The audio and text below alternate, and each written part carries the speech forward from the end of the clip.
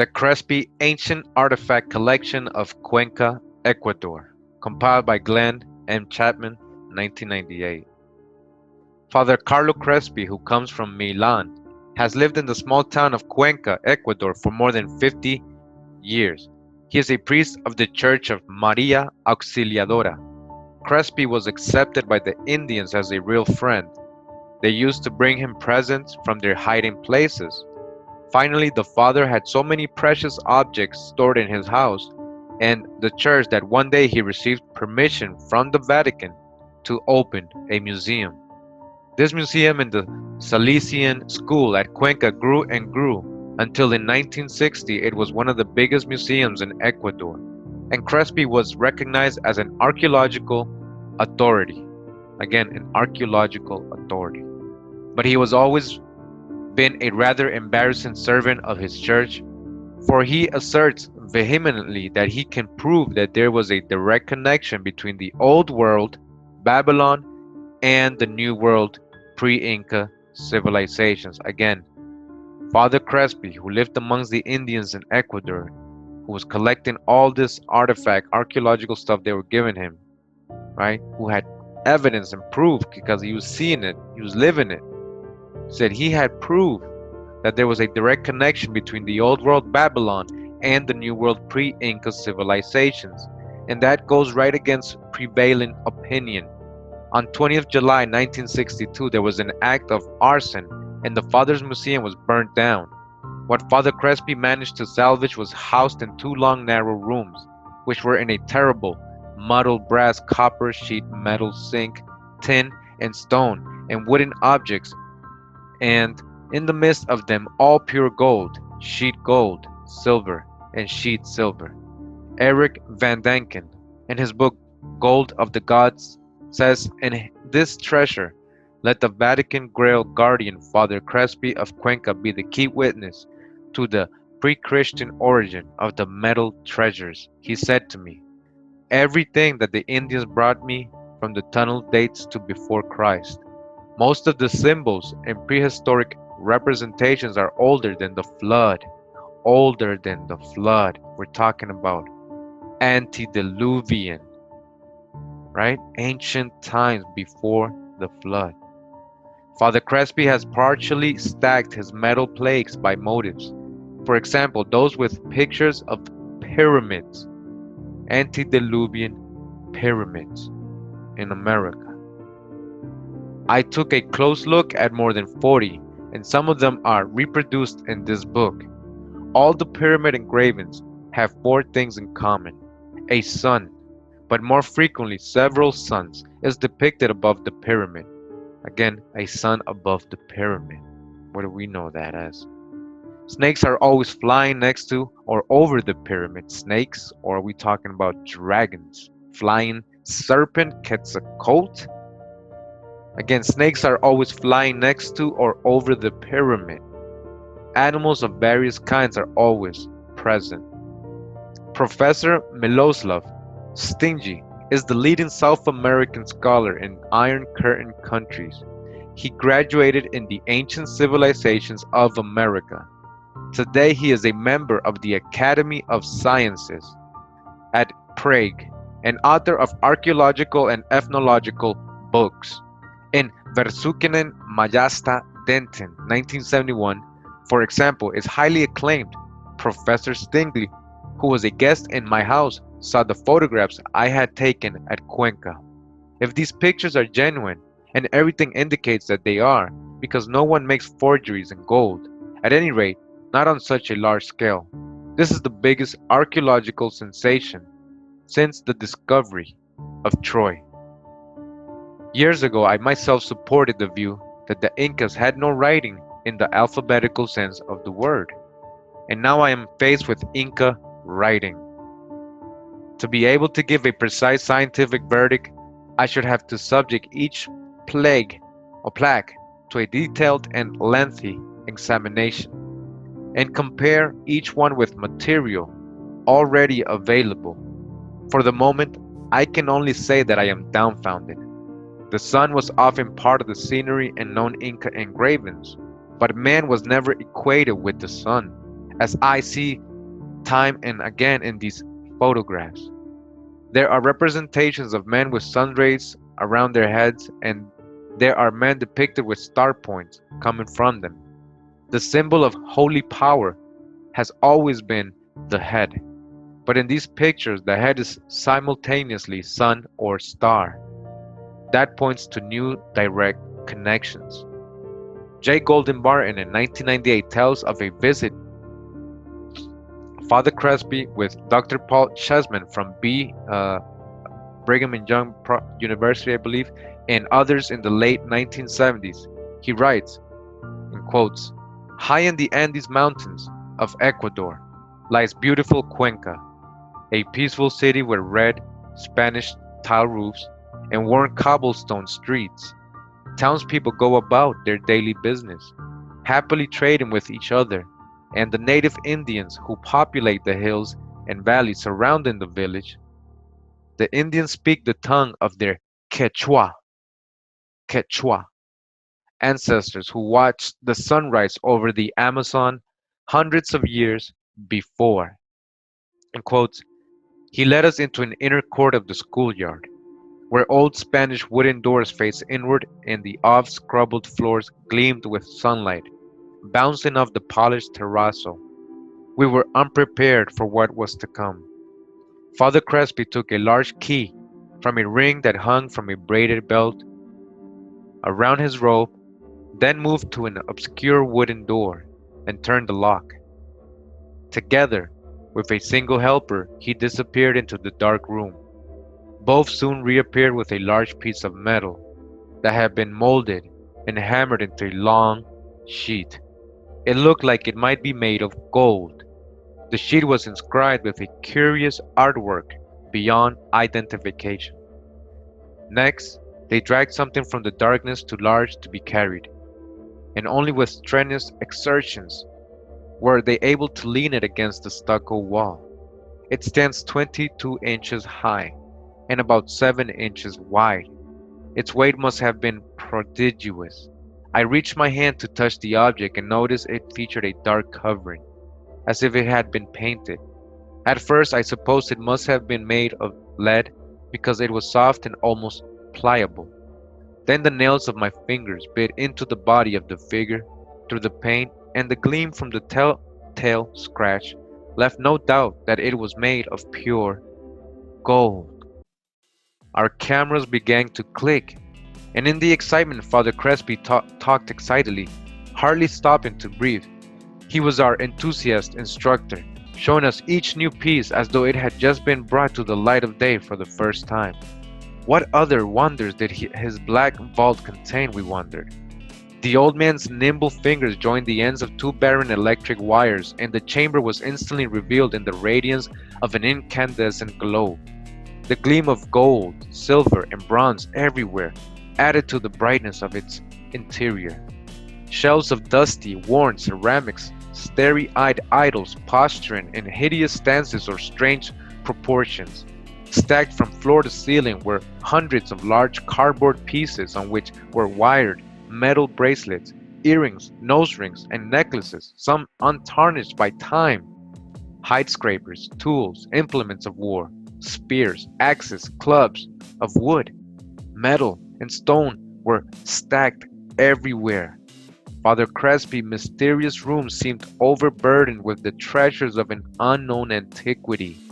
It literally overflowed with bizarre artifacts, many wrought in precious metals. Most intriguing were the innumerable plates of bronze, brass, and gold. Many bore strange inscriptions and hieroglyphic symbols. Others were replete with the engravings of incongruous animals, elephants, snakes, jaguars, wild beasts of every kind. Again, elephants in America. The images of horse-drawn chariots were clearly etched into metal, calling to mind Juan Moritz's description of a Roman chariot in his underground chamber. All right? Horses and chariots, Roman in America, and these plates in Ecuador in the middle of a mountain town in the jungle. We photographed a plate inscribed with representations of what appeared to be Egypt's step pyramid. Still more plates contained artwork with what looked like Assyrian or Babylonian symbols. We grew dizzy with the gleaming opulence and historical anomaly all around us. Newell Parkin, a banker from Bountiful, Utah, Dr. Paul Cheeseman, Wayne Hamby, an undergraduate student from Brigham Young University, D. Craig Anderson, a Utah State University research associate, who acted as our interpreter, and I spent the afternoon amid these otherworldly splendors. In all my travels throughout the world, my visit to Crespi's collection was to be their crowning experience. We asked Father Crespi how he came such marvelous things. He said he headed to the local parish for over 50 years after studying at Italy's university in Milan, where the subject of archaeology had caught his interest. Following graduation, he became a priest and was assigned to Ecuador's beautiful city of Cuenca to work among the Indians. In time, he came to love them. Moreover, in South America, he had opportunity to further his archaeological interest. To his great surprise and delight, the religious celebrations over which he presided brought a host of Indians bearing gifts to the kindly man who performed baptisms and marriages, and was their friend in trouble.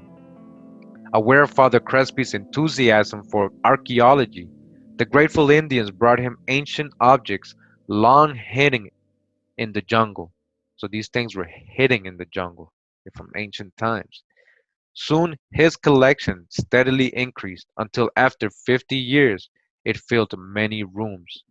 A museum was constructed to house these remarkable gifts, but a few years before our visit, it was seriously damaged by an arsonist fire. Father Crespi managed to salvage 3 full rooms of the relics, one of relatively obscure and unimportant tributes, another filled with items of curious antiquity, but the last was a treasury of gold artifacts. Residing high among the Andes Mountains in an obscure village, the old man had no interest in fame or fortune. Few travelers knew of his collection and even fewer scientists. He was a private person with a big heart and a deep interest in the past. Where and how do the Indians find these incredible things? We wondered.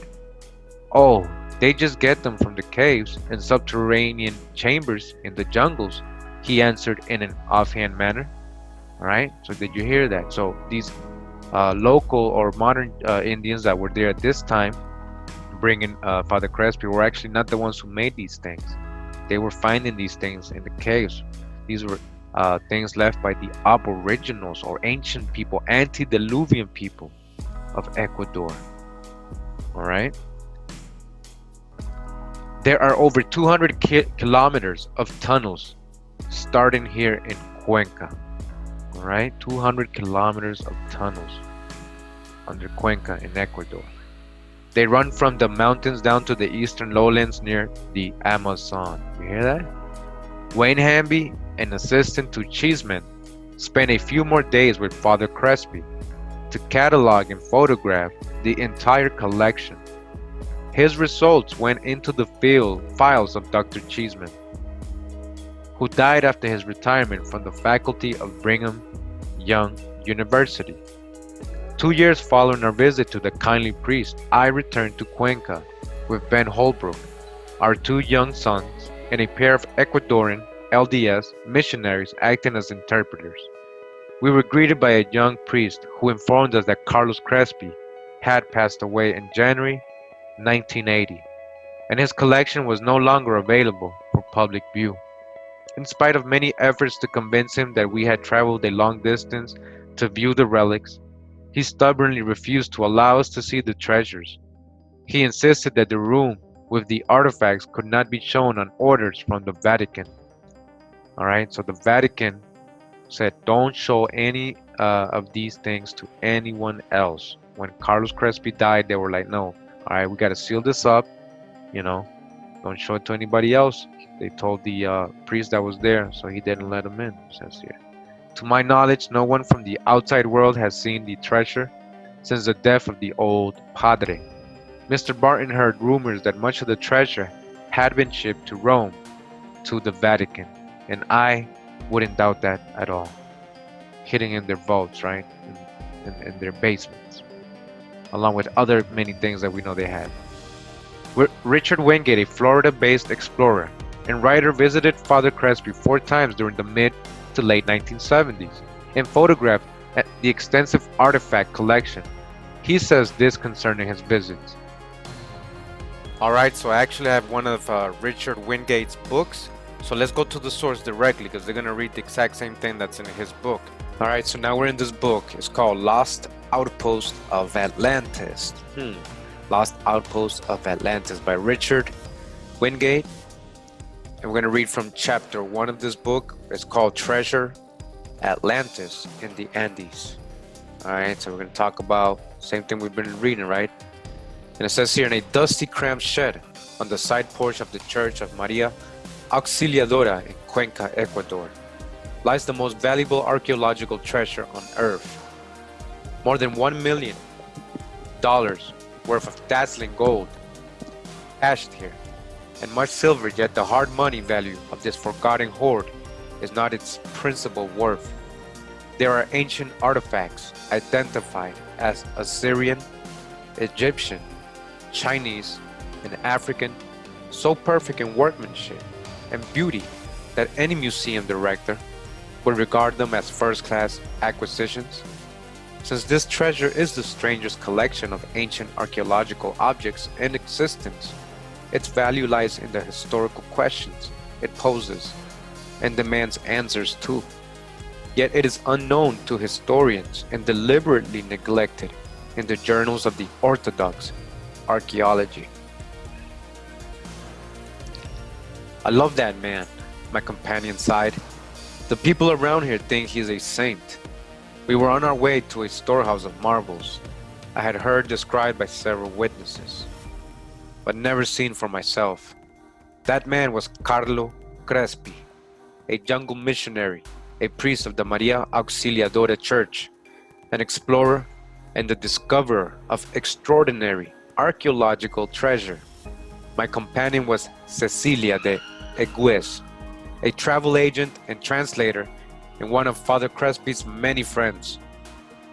When we arrived at the church, Father Crespi, bent, aged figure strode out to meet us with an energy that belied his 86 years. "Cecilia," he exclaimed, his eyes widening with pleasure. "Where are you going? To bring a little one for me to baptize." Cecilia blushed and introduced us with the formality due her family priest. Crespi shook my hand vigorously. "So you're the archaeologist, eh?" he asked, a sly smile twinkling his pale blue eyes.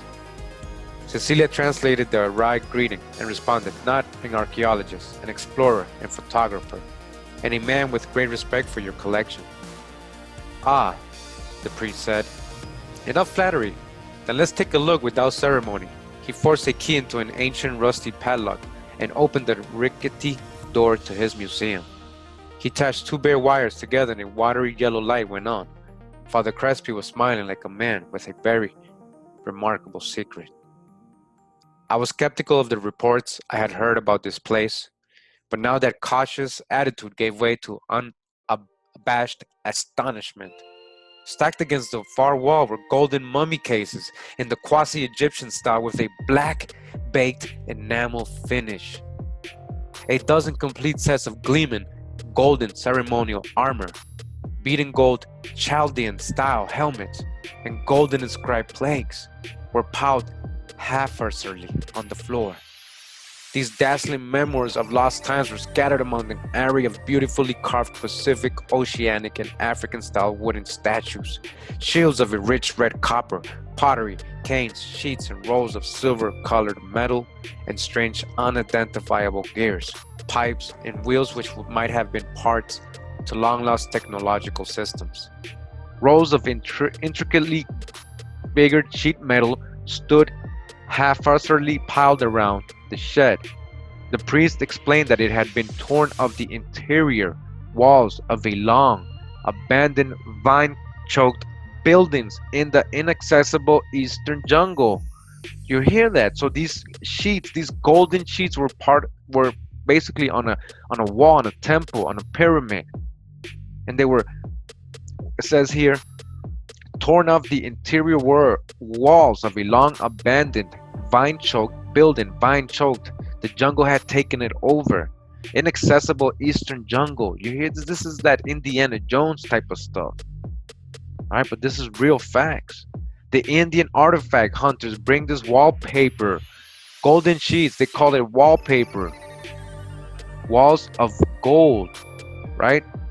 This is the real wallpaper, ancient wallpaper, sheets of gold. The Indian artifact hunters bring this wallpaper in three different metals. Gold, a metallurgically unique, untarnished silver, and an unknown alloy with the appearance of shiny aluminum. Every square inch of the peculiar sheet metal is decorated with intricate designs, some of them depicting long forgotten ceremonial occasions, and some of them humorous and cartoon like occasions. The rolls come in heights that vary for the most part from 8 to 12 feet, and they are often 15 to 30 feet long. You hear that? These rolls are often 15 to 30 feet long. These lengths are composed of many individual 4-foot sheets which have been artfully riveted together. He showed me a dozen bronze plaques. Seemingly, they were among his favorite acquisitions. The illustrations borne by the plaques made me catch my breath. Images of Egyptian princesses and Assyrian gods. Again, images of Egyptian princesses and stared at me with a severity undiminished by the passage of centuries. One of the plaques bore the image of a Caucasian man writing linear script with a quill pen. Linear script? A quill pen? Needless to say, the Andes Indians did not have a written language when the Spanish arrived, let alone a tool for writing. There were reportedly 56 solid gold plaques originally, but after a disastrous arson in 1962, which local political fanatics claimed credit for, Father Crespi had molds made by a local casket maker, and the best dozen of his precious plaques were duplicated in coffin-handled bronze. The original gold plaques lie safe today in a bank vault. Father Crespi granted me permission to take photographs. Since most museums jealously guard their treasures from photographers, the priest's open generosity won me over. Lack of space inside the shed forced me to set up my tripod and camera in the sunlight outer courtyard. The priest himself brought his treasures out for me to record on film. Hours passed and the usual afternoon equatorial winter rain began. The father was growing tired. We quit for the day. I had exposed over 10 rolls of film, taken more than 300 pictures, and covered only a tiny percentage of the 70,000 artifacts. Again, 70,000 artifacts. 70,000 artifacts. These are not savages. All right, which filled the museum's 3 rooms to their ceilings. As it turned out, I made not one but 3 additional visits to Father Crespi in Cuenca, exposed over 3,000 frames, and I still have captured only 2% of the collection on film. Between my second and third trips, the Padre's treasure hunters apparently hit upon a fresh cache in the jungle caves. So many new pieces arrived during this period that I was forced to climb over heaps of newly unearthed objects in order to get to certain items that I particularly wanted to photograph. He had to climb over so much artifacts they were bringing. Even when he was there, they were still bringing new artifacts. These Indians from the caves, they knew where they were hidden. They had found them. I found myself in the classic one step forward, two step back situation, for new articles were arriving more rapidly than I could take. One of the reasons for my continued efforts was my apprehension for Carlo Crespi's advanced age. He was born on April 29, 1891, and when he dies, the integrity of the collection is by no means assured. It might be saved and protected by benevolent church authorities, but an auction to private dealers seems just as likely. If the priceless museum is somehow dispersed before modern techniques of dating and evaluation can be applied to its artifacts, a great chance for the re-evaluation of the history of the Western Hemisphere will have been missed. So you hear what he's saying, right? If this was properly dated, if it was properly, studied by real archaeologists funded by, high institutions, and they would have done the science, the chemical testing, whatever they do, their carbon dating, whatever, so they can see how old this is. But until then, it says a great chance for the revaluation of the history of the Western Hemisphere will have been missed. In spite of the plethora of startling material in his museum, Father Crespi regrets that he missed acquiring most of the treasure unearthed in the jungle, including most of the best articles, because simply he couldn't match prices with other bidders. Maintaining the Jungle Museum has proven a difficult adventure for the father in other ways as well. The collection weathered an arson fire in 1962, which melted many objects, burnt others, and substantially diminished its value. So somebody tried to burn this stuff, we just getting this story over and over.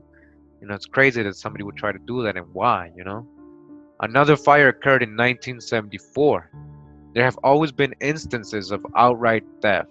A few archaeologists who have heard of the collection are prone to an understandable condensation because the shed full of artifacts poses a violent offense to the procedural of their fraternity. The articles in the trove have been discovered in sloppy, unsupervised, surreptitious digs by wholly untrained Jivaro Indian diggers. Crespi is not even an accredited museum curator. Although not an uneducated man, he holds a master's degree in anthropology from Milan, Italy University. Okay, you heard that? Father Crespi has a master's degree in anthropology from Milan, Italy. All right, so when he was receiving these plaques and plates and all this stuff, he knew what he was getting. He knew what he was getting. He studied anthropology. He had his master's. So he studied Babylon and all that, Egypt. So he saw what he was getting.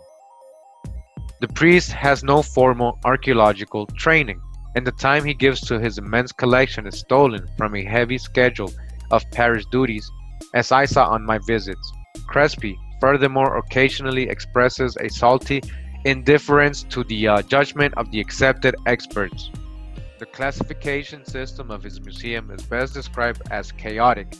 It does not make highly publicized acquisitions of a blue ribbon auctions, for the father wouldn't have the money even if he had the need, nor does it have advanced dating machinery, assistant curators, guards, guides, set hours, or any of the other appurtenances of the respectable contemporary museum.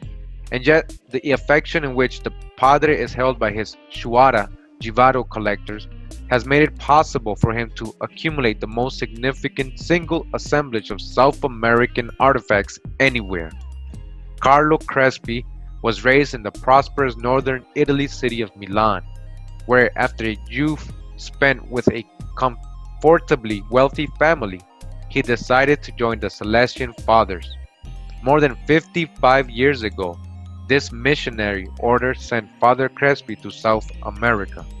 Ever since that voyage, Father Crespi has lived a life of voluntary poverty, sleeping on the floors of native huts with only a single blanket and carelessly eating poor but lovingly offered food. He has cared for the people, listened to their stories of fabulous deep jungle temples, explored the treasure-filled Tayos caves, and stubbornly provided a museum for the strange artifacts of the country. When Father Crespi and his Indian diggers tell of the places where they find their artifacts, they described giant pyramids. Again, giant pyramids, immense deserted cities. Talking about in the jungle, the Amazon, fantastic sacred tunnels and caves. The cities, they say, still shine with a mysterious, cool, bluish light when the sun goes down. The tunnels are reportedly large enough to drive a locomotive through. They have cut stone entrances and walls, which by native account are as smooth as glass. Can you imagine all this, right? All this stuff that we don't know is up in the Amazons and these jungles in South America, Central America, North America, all these things that they keep from us that we don't even know, right? That exist. And it is these tunnels, at least according to the Indian explorers, that hold the bulk of the material being offered to the Maria Auxiliadora Museum and to other collectors.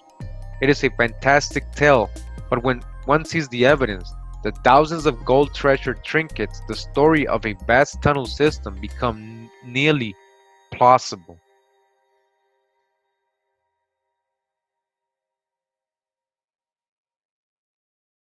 You can see over here, Wilder, actually on the side of the pyramid type structure. I mean, it may not be a true pyramid, but certainly got the slope. Just give you an idea. Let's have a look. This is where we've just climbed up. It goes all the way down to the river, which is way so down there. We've got a waterfall which actually flows down. And the top is sort of hidden away. What's really interesting here is if you follow the line of stone, there's a hole, and it seems that there's a second layer of stone beneath the blocks. Now this is, and it's very smooth, it's the same kind of material, but there's a gap between the top layer of blocks and this smooth stone. Now this is pretty weird. Yeah. You wouldn't expect that. I mean, just to give you an idea, let's see, I can sort of show you that this actually goes off inside there. Now, it's a broom handle I've got with me. See, there's actually a gap in there. There's actually a hole underneath the stone. Get an idea of the size of the hole. The broom, yeah. So that goes in pretty deep. Yeah.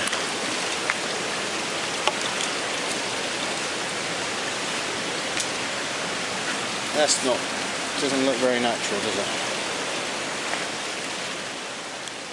Okay. Although legend tells of this tunnel network honeycombing all of Ecuador and Peru, the only part of it that has, to my knowledge, been documented is located in the very dangerous Jibaro country, between the Santiago and Morona rivers near Tallos. And this Tallos cave, just before I continue, is very, has a lot of drop. You guys got to research that. The Tallos cave. Go ahead and research what's in there. There is megalithic structures in there. It looks like something happened, but there's like definitely man-made walls there. You got to go into that. Unfortunately, this area is decidedly out of bounds for the foreign adventurer. The local Indians have killed at least 4 inquisitive outsiders in the last 2 years. Yet the tunnels of the Chuara tribes, Jivaro, have been photographed. A naturalized Ecuadorian named Juan Moritz took several rolls of high-quality pictures. Verified in this way, the accounts the natives have been given Crespi, and subsequently lay legal claim to the entire tunnel network. His grandiose claim was denied by the courts, but his photographs cannot be.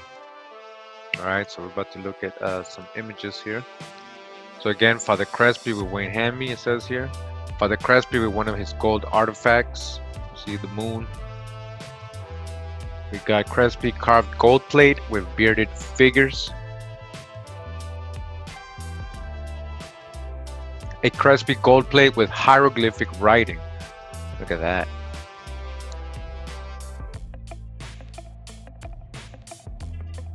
Golden helmet and a golden girdle. Look at this. You can see the design, you can see the features. I don't know if you can see the features on the person. Various Crespi golden artifacts. Look at the detail on this rod or staff, whatever it is. Wow. It looks like it's a dragon here or something. What is that? Alright, look at this. Crespi bronze figure. Look at this figure. Look at his features. Look at his nose and his mouth. Who is that?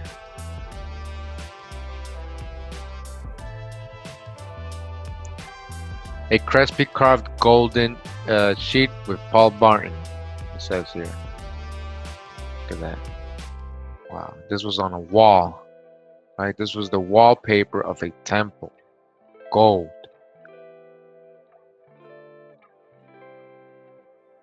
Crespi Middle Eastern stone carved figures with serpent. You see this? This looks Assyrian Babylonian, right?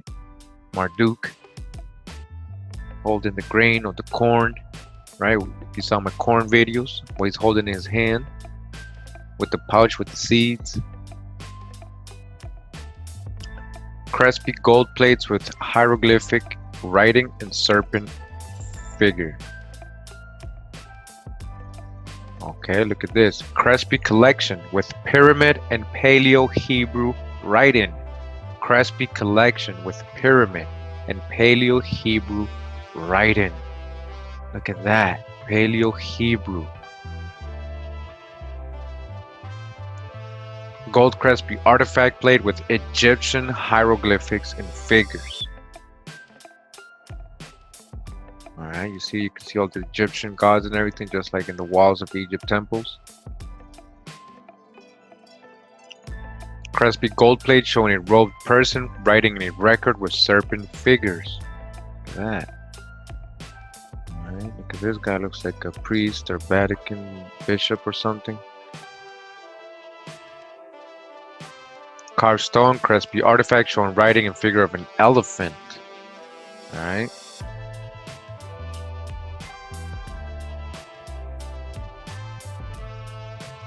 Says Crespi gold plate with a written and zodiacal character. Zodiac. A Crespi ceremonial object with elephant and serpent. Elephant. Right here we got this other image right here. You can see. Interesting. An elephant here. It says Crespi gold plate with various.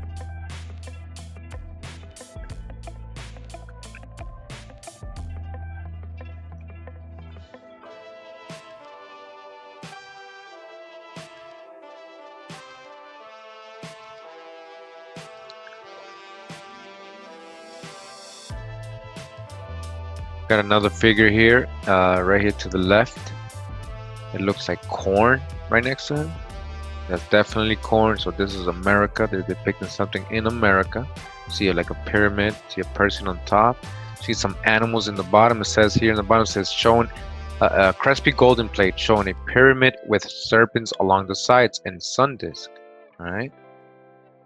On top, an elephant, a llama, and toxodon. Supposed to be extinct in America 1 million years ago. A toxodon, depiction of a toxodon, which is supposed to be extinct 1 million years ago, in this gold-plated Aboriginal artifact from Ecuador. All right, on the right, you can see this, the sign too. See the cone hat. The sun in the belly. It says Crespi gold plate showing a warrior with braided armor and headdress holding a naked child with serpent wrapped around his waist. See that? Alright. It says here Crespi strange carved stone showing a dinosaur. Okay, a dinosaur or dragon.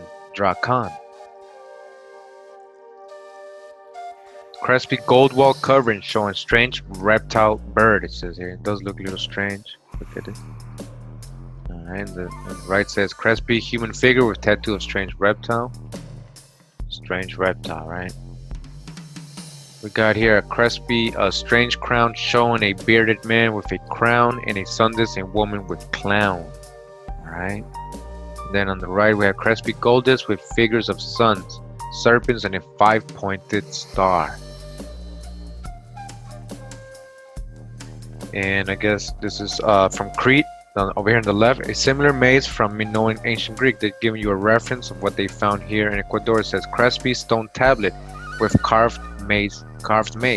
So you can see that it's almost the same basically. They're trying to show you. All right.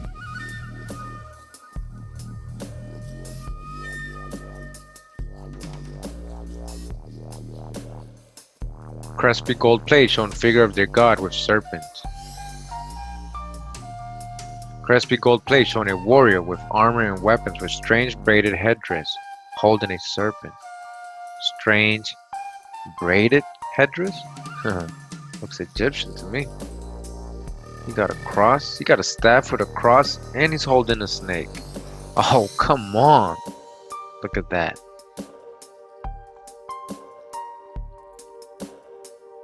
Wow.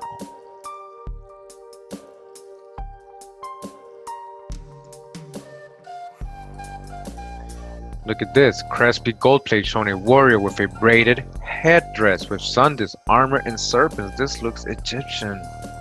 Got the serpent in the forehead and everything. Come on, where is the true old world? Wake up. Crespi gold plate showing queen with dress decorated with serpents and strange images. Crespi gold plate with hieroglyphic writing. And it says here a pre-Inca wall showing serpent portrayal. It says Richard Wingate in Lost Outpost of Atlantis offers evidence for the authenticity of the bulk of the Crespi collection. He writes, similar epigraphy in Father Crespi's collection was also labeled as clumsy Indian fraud until better trained scholars discovered some inscriptions were written in classically pure Egyptian hieroglyphics, Egyptian, hieratic, Libyan, and Celt-Iberian, and Punic. Again, Richard Wingate, right? He says that everybody thought they were fraud, or that, it could have been, it wasn't, done by people who were trained scholars.